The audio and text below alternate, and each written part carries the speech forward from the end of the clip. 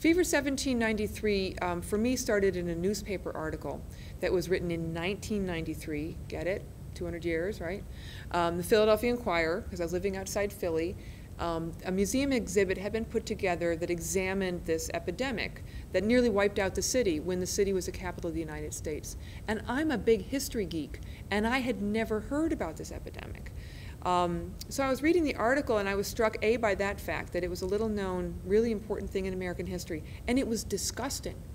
Yellow fever is not a nice disease. It's very gory, and you puke up blood, and it's like people dying all over the streets.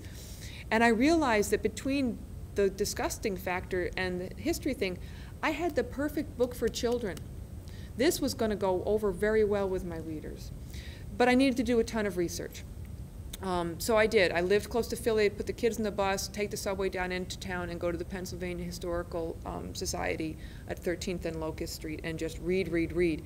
Found out years later, incidentally, that at the same time period, Jim Murphy was also there. We didn't know each other then. And he was researching what became his nonfiction book about that exact same epidemic. So he must have seen the same article, because we were like on the same wavelength.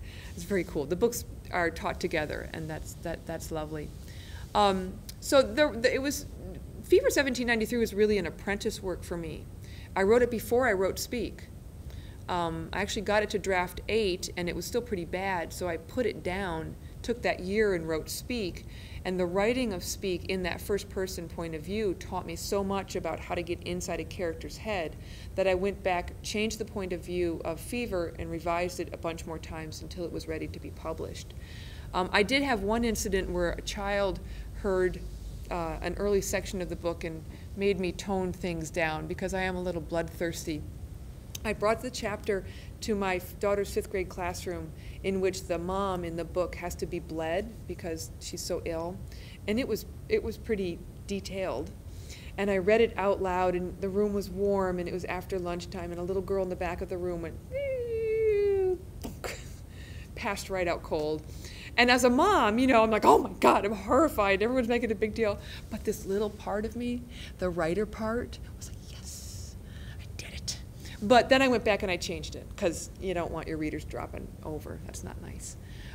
So that was an interesting experience. Also interesting for me is that that book was turned down by almost every publisher in New York. Because there used to be 8 extra chapters in the beginning of the book. What is now chapter 1 used to be chapter 9. Because I thought I needed to set up the world of the characters, to engage the readers in the world of Philadelphia in that time period, and then start killing people off. And no editor ever got past the first chapter because they were boring, nothing was happening.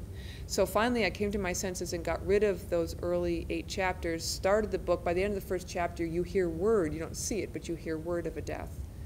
Because it really was a very, very intense time. I loved working on that book. I just loved submerging myself in all of that research. And there was a fact that I came across when I was researching Fever 1793 that years later led to the writing of my new historical novel, Chains.